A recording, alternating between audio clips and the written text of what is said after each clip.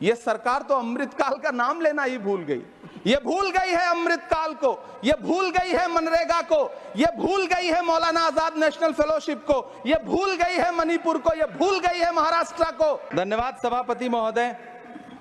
83 minute 71 बार थपथपाई गई मेज, 14,417 शब्दों का बजट भाषण और उस बजट में अपने लिए राहत तलाशती मिडिल क्लास की हैरतजदा आंखें। सभापति महोदय, मेरे हाथों में जो दस्तावेज है, दरअसल ये देश के किसानों, गरीबों, मजदूरों की उम्मीदों का स्मारक है। ऐसा लग रहा है जैसे वित्त मंत्री महोदया ने बजट नहीं तैयार किया है, बल्कि प्रधानमंत्री जी की मन की बात का संकलन तैयार किया है। टूटा हुआ लश्कर का भरम देख रहे हैं, टूटा हुआ लश्कर का भरम देख रहे हैं और जिल्ले इलाही के करम देख रहे हैं। ताकत का नशा अक्ल पे हावी है तुम्हारी, तुम देख न पाओगे जो हम देख रहे हैं। वित्त मंत्री महोदया ने इस बजट में महंगाई पर सिर्फ 10 शब्द बोला है। जिस देश में टमाटर 100 रुपए किलो बिक रहा हो। सभापति महोदय, मेरा टाइम पॉज करें और बार बार इंटरप्ट करने को या तो मना करें। हाँ बोले, कृपया बोले। सभापति महोदय, वित्त मंत्री महोदया ने इस बजट में महंगाई पर सिर्फ 10 शब्द बोले हैं। जिस देश में टमाटर 100 रुपए किलो बिक रहा हो, उस देश की वित्त मंत्री के पास बजट में महंगाई पर बोलने के लिए सिर्फ 10 शब्द है। डीजल, पेट्रोल, आटा, चावल, दाल, सब्जी की महंगाई का तो कोई जिक्र ही नहीं।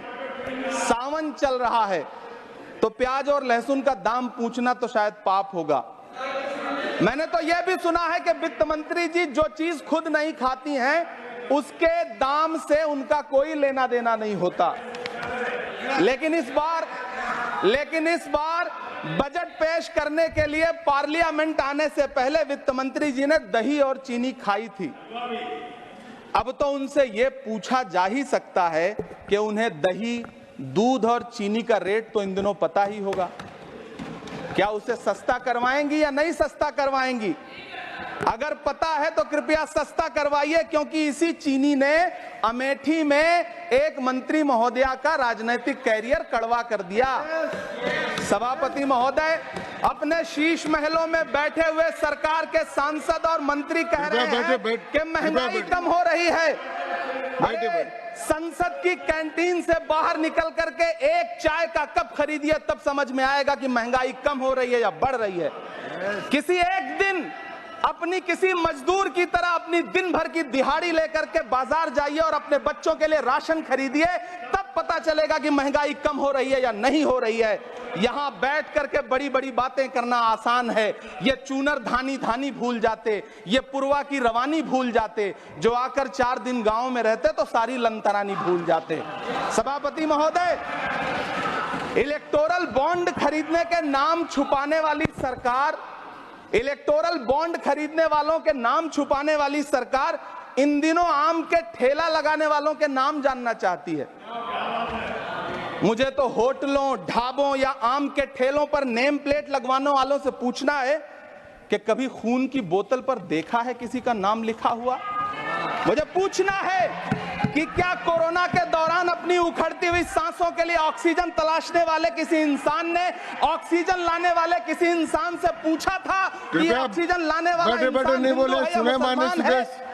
मुझे पूछना है कि लावारिस लाशों के लिए कोरोना में कांधा देने वाले, चिताओं के लिए लकड़ियां सजाने वाले किसी इंसान से पूछा गया था उसका नाम, उसका मजहब? लेकिन इन दिनों पूछा जा रहा है। सभापति महोदय, अफसोस देश के प्रधानमंत्री जी ने कभी न टूटने वाली चुप्पी ओढ़ ली है। सभापति महोदय, जनता ने 63 सीटें कम क्या कर दी, ये सरकार तो अमृतकाल का नाम लेना ही भूल गई। ये भूल गई है अमृतकाल को, ये भूल गई है मनरेगा को, ये भूल गई है मौलाना आजाद नेशनल फेलोशिप को, ये भूल गई है मणिपुर को, ये भूल गई है महाराष्ट्र को। मुझे गर्व है कि मैं राज्यसभा में महाराष्ट्र का प्रतिनिधित्व तो करता हूं। महाराष्ट्र जो देश की आर्थिक राजधानी है, जो टोटल कॉर्पोरेट टैक्स का 40% इनकम टैक्स का 32% और जीएसटी का 20% इस देश को देता है, उस महाराष्ट्र के लिए इस बजट में एक शब्द नहीं है। आप बैठ जाए। सभापति महोदय, आखिर महाराष्ट्र से किस बात बैठिए, का आपका बदला समय लिया जा है, रहा आप है? कृपया बैठ जाए। महाराष्ट्र बैठ में जाए। लोकसभा कृपया चुनाव बैठे नहीं में बोले। बाबा साहब अम्बेडकर माननीय के सदस्य, संविधान को बचाने के कृपया लिए बैठे नहीं वोट बोले। क्या कर दिया? प्रधानमंत्री जी तो महाराष्ट्र से बदला लेने पर उतर आए। अब तो शायद उन्हें याद भी ना हो यवतमाल का वो दाभड़ी गांव जहां 20 मार्च 2014 को वो किसानों के साथ चाय पर चर्चा करने गए थे और उनकी किस्मत बदलने के सपने दिखाए थे।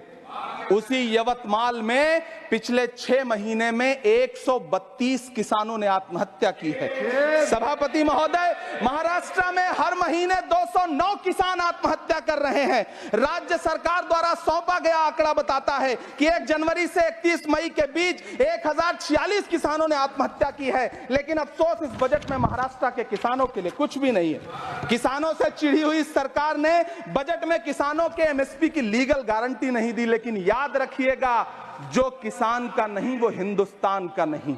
सभापति महोदय, मुझे वित्त मंत्री जी से पूछना है कि वो जो कुछ साल पहले 100 स्मार्ट सिटी बनाने का ढोल पीटा गया था, सुना है उस ढोल में पानी भर गया है, इसीलिए आपने उसका नाम बदल करके सिटीज ऑफ ग्रोथ हब्स रख दिया है। अच्छा है, नाम बदलने का खेल खेलते रहिए। आपकी कई सरकारें तो इसी वजह से चल रही हैं। इस सरकार को पढ़े लिखे लोगों से दिक्कत है सभापति महोदय, इसीलिए इस सरकार ने यूजीसी का बजट 66% कम कर दिया है। वाह री सरकार। सभापति महोदय, मैं वित्त मंत्री जी के संज्ञान में लाना चाहता हूं कि किशनगंज में एएमयू सेंटर के पास 224 एकड़ जमीन है। यूपीए सरकार ने सोनिया गांधी जी की अगुवाई में 136 करोड़ रुपए एएमयू किशनगंज सेंटर के लिए सेक्शन किए थे। लेकिन आपकी सरकार ने पिछले 10 साल में उस 136 करोड़ में से सिर्फ 10 करोड़ रुपया रिलीज किया है। 1.5 करोड़ की आबादी वाला सीमांचल बेहतर शिक्षा के लिए उस सेंटर की बाट जोह रहा है। मेरा आपसे सवाल है कि इस सेंटर का बाकी पैसा आप कब रिलीज करेंगे? मुझे उम्मीद है वित्त मंत्री महोदया जवाब जरूर देंगी। सीमांचल उसी बिहार में आता है जिसकी बैसाखी के सहारे आपकी सरकार चल रही है। वहां के लोगों को एम्स की जरूरत है। महानंदा और कोसी से होने वाली बाढ़ की तबाही को रोकने के लिए बांध बनाइए, सीमांचल के साथ सौतेला व्यवहार बंद करिए। इकोनॉमिक कॉरिडोर बनाने से किसी राज्य का विकास नहीं होगा, विकास होगा स्वास्थ्य और शिक्षा के बुनियादी मुद्दों के लिए बजट देने पर।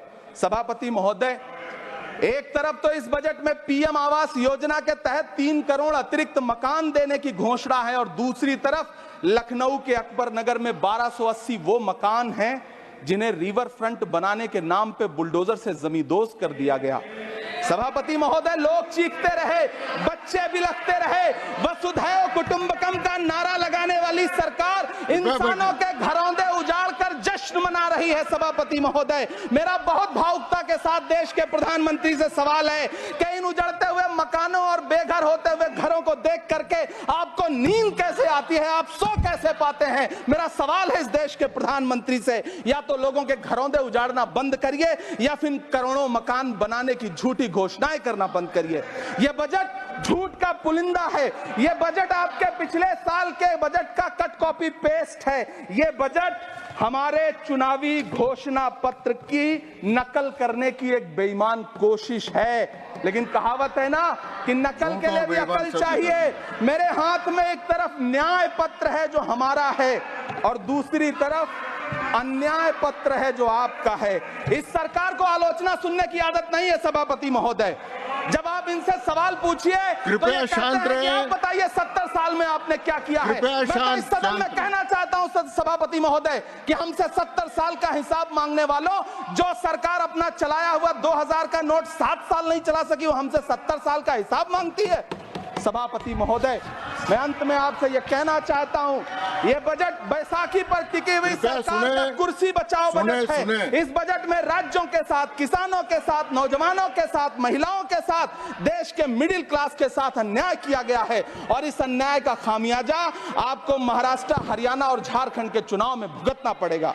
सभापति महोदय, इस सरकार ने नोटबंदी लगाकर देश की आम जनता की कृपया पूंजी छीन ली। बैठे-बैठे नहीं बोले, गब्बर सिंह कृपया। टैक्स लगा करके छोटे व्यापारियों के कारोबार छीन लिए, पेपर लीक करवा करके युवाओं की आंखों से नौकरी के सपने छीन लिए, अग्निवीर लाकर देश के जवानों की उम्मीदें छीन ली, बुलडोजर लगाकर लोगों के आशियाने छीन लिए, महंगाई लाकर देश की जनता की थाली से निवाले छीन लिए और नारा लगाया कि हम तो सेवक हैं, 18-18 घंटे काम करते हैं। इन्हीं लोगों के लिए किसी ने शेर कहा है कि जो सच और झूठ में दूरी है वो दूरी समझते हैं, सियासी हाकिमों की हम भी मजबूरी समझते हैं, वो अपना हक समझते हैं निवाला छीन लेने को, डकैती को बहुत से लोग मजदूरी समझते हैं। हमें पता है कि कैसी मजदूरी की जा रही है। सभापति महोदय, मैं यहाँ खड़ा होकर के अंत में आपसे कहना चाहता हूँ कि इस बजट में तमाम राज्यों के साथ अन्याय किया गया है,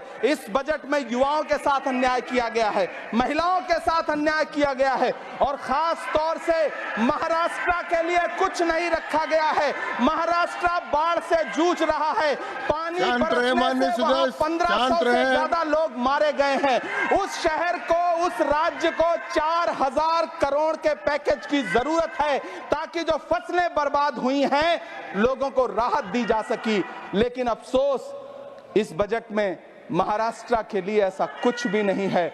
मैं आखिर में यह कहना चाहता हूं कि पिछले 7 दिन से इस बजट का बड़ा ढिंढोरा पीटा जा रहा है, इसे महान बताया जा रहा है, लेकिन कौन महान बता रहा है? सत्ता पक्ष के लोग, उन्हें तो बताना ही है, क्योंकि मैं अवध क्षेत्र से आता हूं, प्रतापगढ़ से, नीरज भाई भी अवध और पूर्वांचल से आते हैं।